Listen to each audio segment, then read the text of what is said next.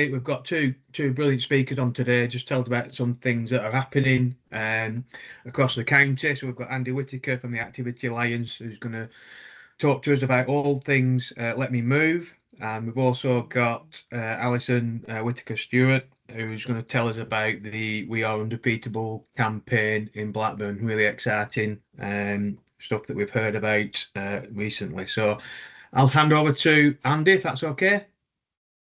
Yeah, that's absolutely fine. Just share some slides if that's okay. Oh no, I'm not able to share outside my organisation. Oh, never mind. I will not share some slides, unfortunately. Just have to listen to me. But I will share the slides so everybody can have a look after. So yeah, so Andrew Whitaker, I work for Activity Alliance. For the ones that don't know, there are quite a few familiar faces on the screen, which is really good. I work for Activity Alliance. We're a national disability charity and the leading voice for disabled people in sport and physical activity. We've been going for 25 years, and we used to be called the English Federation of Disability Sport, if anyone had heard of us in our previous guys. My colleague today, Rachel's going to drop some stuff in the chat as we go through, so hopefully you'll get some links as we go through today's quick presentation. But kind of where did we... Andy, just a very quick one. I think I've just given you attendee, right? So you might be able to share now. I've done the same with you as well, Alison, but just check that, see if that works. 2%.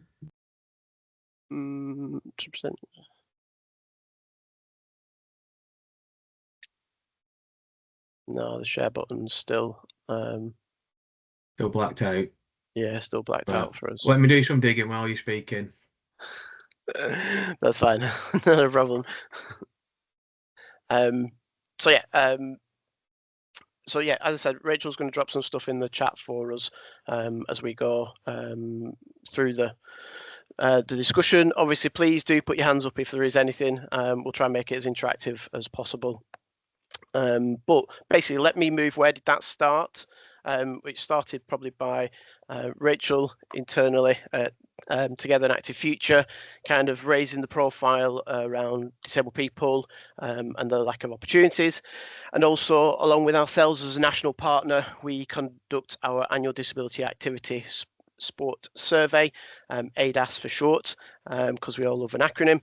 And basically within that, our 22-23 findings, which Rachel will put in there, talked about the 46% of disabled people want to be active in outdoor spaces and places, and this was quite high as far as the places and spaces that disabled people wanted to be active. And you'll be able to see that in kind of the link, but also I'll share the slides as well so that will be shown. That's really good on a national level, but what does that mean within place, and what does that mean to disabled people within a place? So we had a conversation earlier on with Together an Active Future and obviously Activity Alliance about what does this look like and how do we really bring them numbers together. What we discovered is that there wasn't really a place for disabled people's voices to be heard to make them real meaningful changes.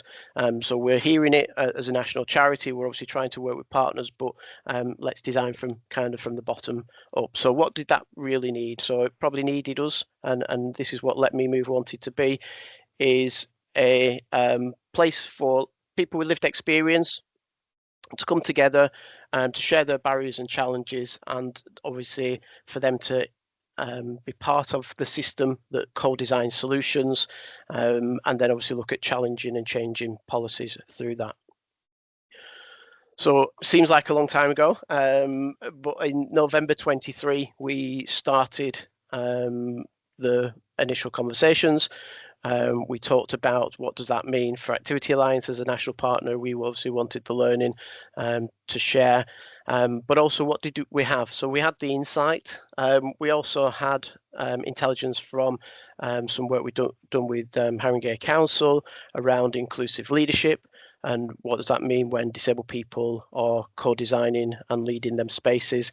So we had that again from a national level, but really not probably understood it. All the challenges and barriers within a place. So that was really great insight for us to use. We went probably round and round, and Rachel will probably back this up, as far as we wanted to take a co-produced approach, but actually with our time that we had, we settled on co-design. So we had the insight that allowed us to understand that it was a place that was outdoor spaces and places to lead in, but we then needed to make sure that disabled people were really at the heart of that.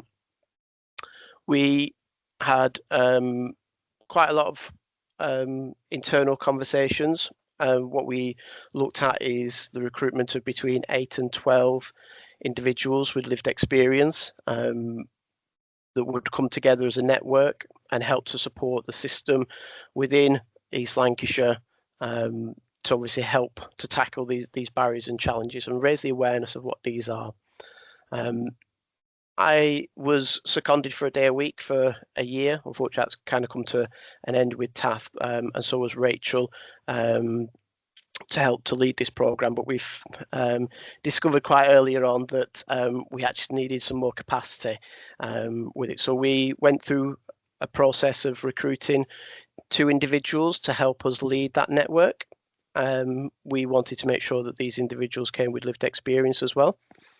So that challenged myself and Rachel in a positive way to use the likes of the Haringey research to create an inclusive job description. So we looked at what the role we needed and how can people's skills align to that role. So maybe rather than looking at education level and traditional ways, we tried to make sure that we created it kind of on a skills base. We also made sure that this was developed in the most inclusive way possible. So we used easy read, plain English, and we actually developed it within BSL so that it's across all platforms and across all accessible formats. We also, which I hate, and you probably gathered from today, we did a little bit of a video that explained what the role was and really about meeting me and Rachel at that point, so that you get to know me and obviously Rachel a little bit more. What we made sure as well is that it was submitted in places that we don't maybe currently submit jobs, to try and diversify the net as much as possible. And we managed to recruit 2 individuals, which was absolutely amazing. So Joe and Bradley have came on board as part of the team.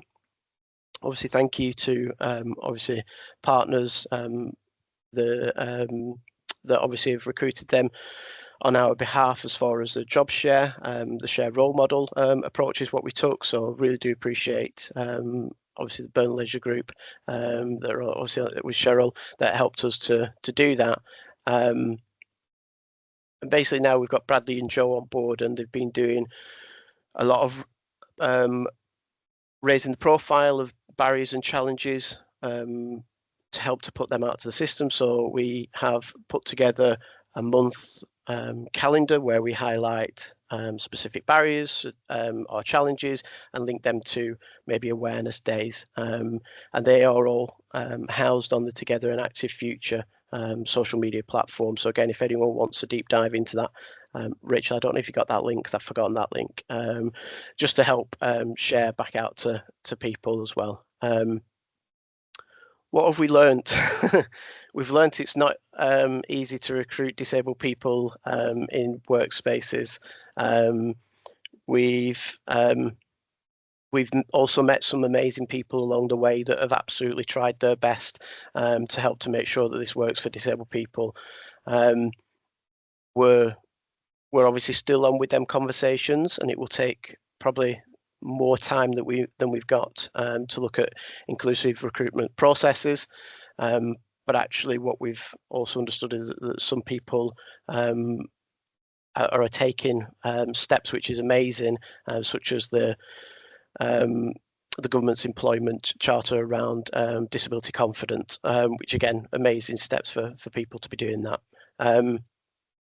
I think it has been a lack of I think the main challenge is around the process rather than the fact of people's willingness, which is really good, and that's really great that we can build on that and we can help to change processes. We didn't get through to recruiting the people to the network, so that is for year 2, which is there will be a year 2. However, what we wanted to do is stop and just understand what it is that we'd done in them 12 months, what we pulled together, and we did that through a ripple effect mapping. And basically what we've come out with 4 kind of key priorities for year 2 to look at is around recruitment, influence, recruitment practices, and obviously then challenging and changing the system. So what started as an outdoor spaces and places project, and it really is going to address that, but we're also going to hopefully look at addressing them 4 kind of key areas that we mapped out through obviously the ripple effect mapping that we did. Just because I've got my slides open on another side, just going to double check to make sure I haven't missed anything. I think that was about it that I was going to cover for slides. So Rachel, I don't know if you feel that I've missed anything that you want to add in, and also kind of anybody else, if you've got kind of any questions that you've got on what I've shared, that'd be wonderful.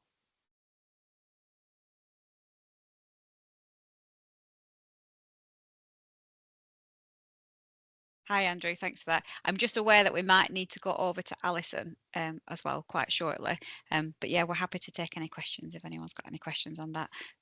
For me, our biggest barrier has been the Access to Work scheme in terms of the support that's available, government support that's available for disabled people to be included in the workplace and to get all the resources and the equipment that they might need to be included in the workplace. And we are still on a very long waiting list with one of our employees.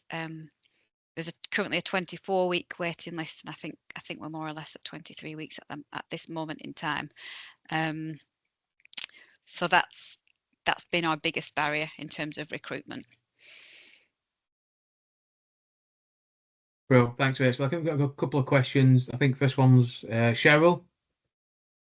Thank you. Yeah, I was just going to say the same perhaps that Rachel had said there, but Andy, it was really interesting to hear the actual journey and how far it comes. So thank you for that. Even though I've been involved along the way, I thought that was really interesting. So thank you. But yeah, I would totally agree. And actually, the benefit to us as an organisation has been a really valuable as well. So in terms of the recruitment, we do host one of the employees on the Let Me Move programme, and yeah, it's just been a real journey for us. And as Rachel said, very difficult, very time consuming, you know, lots and lots of barriers, which is really sad, but you know, we're really glad now that as an organisation we're really aware of these things as well. So and we've been through the process, so it's been really good and valuable learning for us as well. Appreciate that. Thanks, Thank you. Lynn?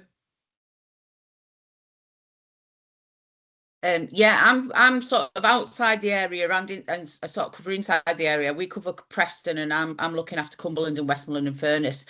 And from our perspective, really interested to hear about the project that you're delivering. And from particularly from Cumberland and Westmoreland and Furness, they're looking at their active wellbeing strategy at the moment. And obviously, we need to be focusing in on projects like this. Equally, at the moment, in each of the areas, there's the SIMSPA skills accountability boards that are happening at the moment. So I'm the chair of the board up in Cumberland and Westmoreland and Furness, and I'd be really keen to connect with you to find out about, you know, the avenues and the routes into employment in terms of disability and things like that. So that would be, you know, I'd really like to connect with you if that's possible. Yeah, I'll share my contact details, Lynn. I sit on quite a few of the skills boards up and down, and my role, I kind of cover the northwest and northeast, so I sit on quite a few of them, and obviously we link with SIMSPA nationally. So yeah, more than happy to connect and see how we can add in, and I think that's added to this journey that we've gone on as well. We started in outdoor places and spaces, but then we're looking at fair and inclusive representation of disabled people across all areas, and I think that's really important, that the system is more representative of the community. So yeah, I'll drop my email in the chat for that. Thank you. Well, thanks, Lynn. Just another one for perhaps Andy and Rachel. Are you aware of Project Search? I think I've mentioned this to you previously. I don't know whether there's any kind of connections there or any kind of learning from the work that they've done. I know they're very heavily linked with Calico and just in terms of that experience of employment, etc. I don't know whether that's been linked across or not. Yeah, I am aware of the work actually, and I think we naively thought that we could sort of do it directly, I suppose, that direct employment. We've gone through the Lancashire County Council employment support service as well, and that journey for one of our employees has been really, really helpful because that work's been done for us. But yeah, I will connect up actually, Darren. Thanks for the reminder with Project Search, because going forward, we're just looking at different avenues for bringing more people on board. Well, smashing. Any other questions for Andy, Rachel? No, bro. Andy's popped his contact email in the chat, so people have got that. So swiftly moving on, if we can ask Alison to come in. I don't know whether you're able to share or not. Claire's having a mad panic, I think, with sharing March, but fingers crossed you can. Unfortunately, my share button's greyed out too. Buttered. So yeah, I'll just have to talk through it and then share the slides afterwards. Well, To be honest, it's a whistle-stop tour of what I've done alongside Charlotte, who's also on this call, and others in the Blackburn team over the past year. So, and there was an opportunity to find out more very soon. I'll just give you everyone an overview. And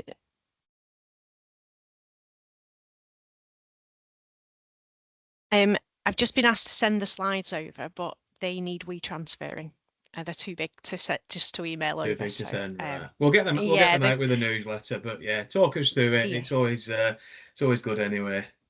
Yeah, there's lots of images and videos and things like that in them. So, firstly, has anyone on this call heard of We Are Undefeatable in Blackburn with Darwen last year? I can see a few nods and hands up, which is really, really great. So for those of you who aren't aware what We Are Undefeatable is, it's a national campaign. It's to help to inspire people with long-term health conditions to be more active. It's a consortium of 15 national charities who all kind of have come together really to create a movement. In Blackburn with Darwen, it was actually Charlotte who's on the call alongside Amy Greenhouse, who's previously attended these meetings but couldn't be here today, who saw one of the We Are Undefeatable webinars last year and thought, oh, that would be really, really fantastic in Blackburn with Darwen and help us with our tackling inequalities theme. And got in touch with We Are Undefeatable. At the same time, myself, who works for Together an Active Future, we were looking at delivering a physical activity campaign and supporting others to do so. So we joined forces and we've done it together over the past year. So I was going to share Chris's video as part of an introduction to what is We Are Undefeatable. Rachel will put it in the chat for us. I'd also like to plug that Charlotte from Mind to Muscle was supposed to be speaking today, but unfortunately she's unwell. And it's a really nice link because Chris has actually benefited so much from Mind to Muscle services. So if you can, after this call, kind of have a quick watch. It's only 2 minutes. Really show you what this campaign's all about. So in Blackburn with Darwen, we wanted to localise the national campaign. We wanted to use real stories of people, of local residents. So that was absolutely number one. We wanted it not to be a council thing. We wanted it to involve and include all other health organisations within the borough. We wanted it to include charities who support people with these conditions, physical activity providers, anyone and everyone really who had the opportunity to help someone with a long-term health condition. We wanted to signpost to those physical activity opportunities and services. We wanted to make it inclusive to help reach more people, particularly the people who need it most. And most of all, we wanted it to be data-driven. And that's really what this talk today is about, how we've used some of that population health data at ward level to help reach communities and make the campaign a success. So how have we gone about that? Well, initially, in preparation for the campaign, we looked at joint strategic needs assessment data, which identified local health and social care needs from lots of different sources. This helped us pinpoint the most prevalent long-term health conditions in the borough, which, like most across Pennine Lancashire, diabetes, cancers, heart and respiratory conditions, and of course, mental health. We looked at Health Watch ward profiles. So networking has been really key for me in the campaign success of this. I've attended active BWD meetings, I've attended Social Alliance prescribing meetings. I also part of the BWD ICB comms and engagement meeting. And it was in that meeting, in the initial stages, that I was saying I wanted to find out more about the ward level and some of the challenges in those wards. And the Chief Executive of Health Watch kindly provided us with an overview of each ward, of very qualitative rather than quantitative data, which is really, really insightful. Charlotte then kindly put me in touch with the data analyst in the public health team, who used Aristotle to really hone down on the data in the area. I'm not a statistician, but it was quite a comprehensive colour-coded spreadsheet. And after a phone call of half an hour and going through the spreadsheet, we really made sense of it, what was needed in Blackburn with Darwen. If you haven't got access to a public health team like we had for this, I'd suggest using Fingertips, which is another good source, or getting in touch with someone in the local NHS data team who were also helpful. We also accessed the We Are Undefeatable team as well. So we had this great big colour-coded spreadsheet and we had to make sense of it. So we created a RAG table, so red, amber, green, and we prioritised all the different wards in Blackburn with Darwen. Worked out what were the most prevalent long-term health conditions in each of those wards, what was the demographic data, and worked out which wards were our priority wards, to be fair.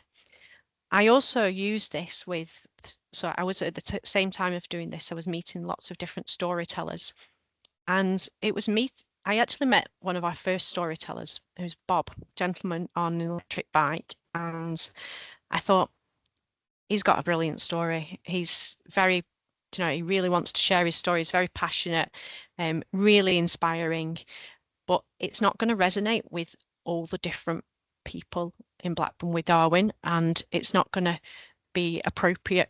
A gentleman on an electric bike isn't necessarily going to be the most appropriate in some of the most deprived wards where they perhaps won't be able to afford an electric bike. So I was thinking along those lines. But so we identified storytellers with different wards, and that proved really, really influential, because later on we used that and we shared it with the agency who helped us deliver this campaign. But also it meant that when we came to deliver out of home advertising, the bus shelters, digital screens in both Darwen and Blackburn Town centres, railway and bus stations, not every storyteller was used on every bus shelter in Blackburn with Darwen. We chose the storytellers in the wards on certain bus shelters really quite strategically, so to ensure that that story would resonate with that community and that person potentially stood at that bus stop. So there was a lot more went into that, and it was all powered by data. Using the data, and particularly the demographic insight that we had into each ward, we advertised in the One Voice magazine. And Safa, the chief executive of One Voice, has been really, really helpful and gave a lot of insight into which stories would kind of really resonate most in with the readership of that magazine. I wouldn't have put Zoe's story in that magazine, but Safa said, do you know, Alison, there's a lot of strokes amongst young people at the minute in our community, and that it's not being spoken about. So I'd really like Zoe's story to feature in there to kind of raise awareness that strokes do happen amongst young people. We've also printed 8 of posters. So we had 16 storytellers in total, all with a range of conditions, all doing lots of different activities.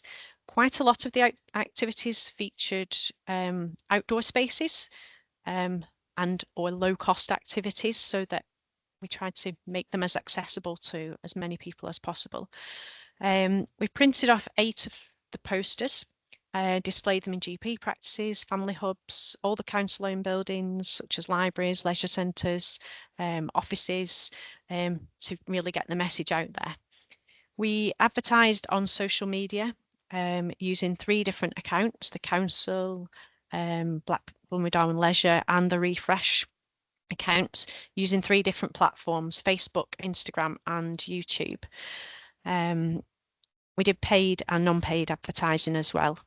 We did 2 forms of video. So one, a 2-minute video, the longer format, which you can, all the videos have been uploaded to Blackburn with Darwen Council YouTube platform. And I will add at this point that we've purposely not put any council logos or any organisational logos on those videos, so that anyone can use them, anyone can share them. And we've done that because we want as many people to benefit from the assets we've created as possible. So if you know someone living with a long-term health condition, go on and watch one of our videos and share it far and wide, to hopefully inspire as many people as possible. All the stories, in addition to on YouTube, all the stories are on the Blackburn with Darwen public health website, which is Be Well BWD. Each storyteller has their own page, which has a poster, a video, their story in written text, and at the bottom some links to the different organisations mentioned in their story, and of course the Blackburn with Darwen Wellbeing Service. So hopefully it's a one-stop shop for people who've been inspired and want to take action. On that website, there's also a campaign pack, which anyone can download. In there, all the social media assets we've used, all the videos, a suggested social media content plan as well, because we really wanted partners to get behind this. We wanted all the different organisations that support people with long-term health conditions to be able to access the content, share it on their own social media, on their website and such like. And in the slides that I'm looking at, but unfortunately you can't see, I've got Blackburn Rovers who've shared Bob and Glyn's story, Project 180 who've shared Michelle's story, and there's many, many more. We've also adapted many of the videos. So half the videos have been translated into British Sign Language, and that's been done by Deaf Village Northwest. 2 of the videos, which feature people with visual impairments, have been audio transcribed, and consequently I've had access to the RNIB Connect Northwest closed Facebook group to share those stories. The website, the BWD website, is able to be translated into 13 different languages. So we didn't need lots of AI translations or anything like that, which we had been advised by GPs not to do. And we are in the process of having each story in a read easy format to enable more people across the borough to access them.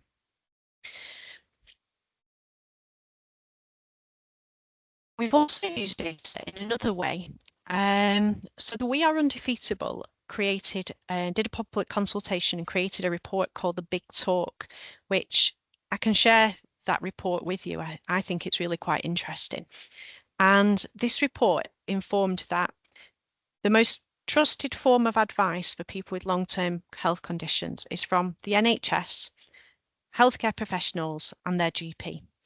They are the people who, if they signposted to physical activity or suggested it, those people living with the conditions would listen to them the most. Yet, also in that report shows that more GPs and healthcare professionals want more advice and more resources available to them, so they know where they should be signposting and what physical activity advice for each condition is appropriate. So what we did to address that is we printed off all the downloadable resources on the Moving Medicine website.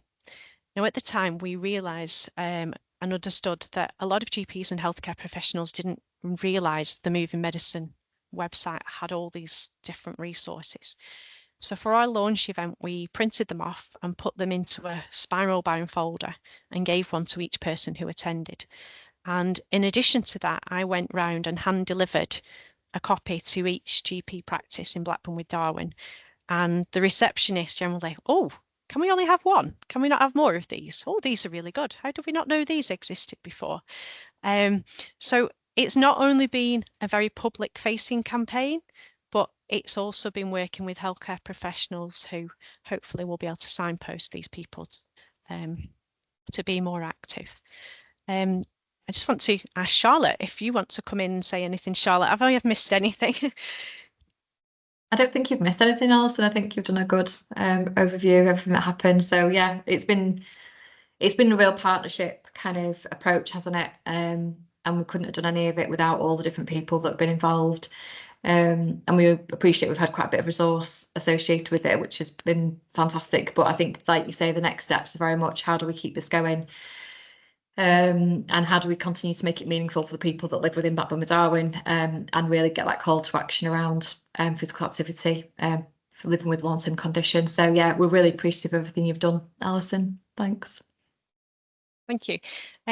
We are hosting a webinar which is a deeper dive into what I've just covered in 10 minutes. The webinar is at the end of this month, and if Rachel hasn't done already, she'll put a link in the chat. It's free to attend.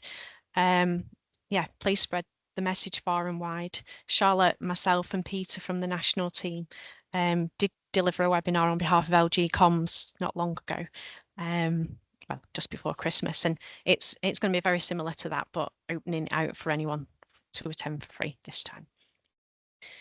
Okay. I was conscious that I only had 10 minutes. I've probably gone over that.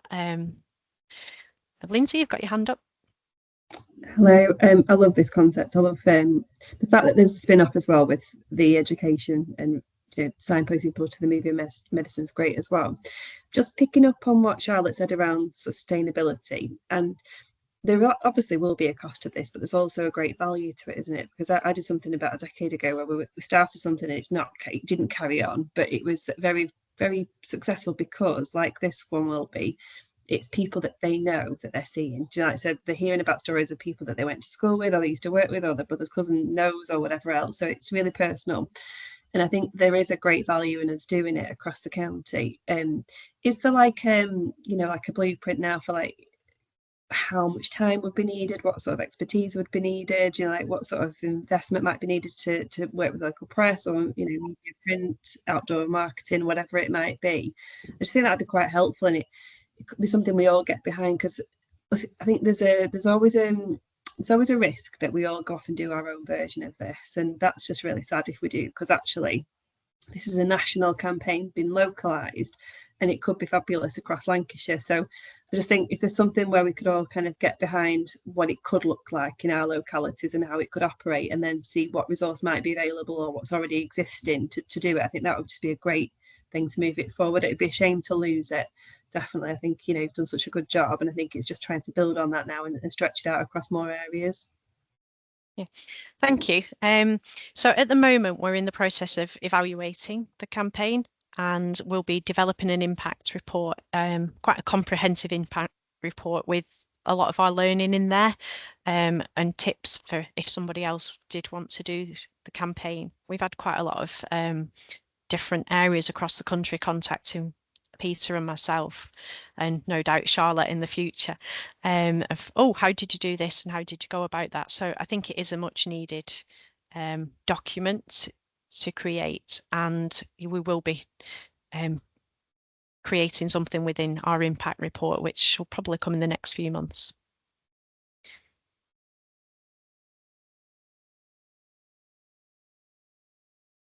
Well, any other questions for Alison? I've just got one around, just, I don't know whether anybody will be able to answer it. It's just in terms of where this kind of campaign fits in with like the deepening of TAP. I don't know whether Rachel may know anything about this. It's from, so I was asked to work on this campaign for a year before moving on to another campaign for this year. It's going to be continued by Charlotte and Amy Greenhouse and her team. So it's going to be kept kind of within continued within BWD, as opposed to whether it's going to be extended out across all the others. That's something I'm not aware of yet, but anything is possible, isn't it? Well, no, that's great. Any other questions from anybody? No. Two absolutely amazing initiatives, campaigns there that happening here in Lancashire. It's really great to hear those, and we'll certainly make sure that we're sharing the webinar that's taking place. I think it's really good to showcase that across national level as well, which is absolutely amazing. So if there's no any other question, hopefully we're going to get a bit of time back. People are going to get 20 minutes back.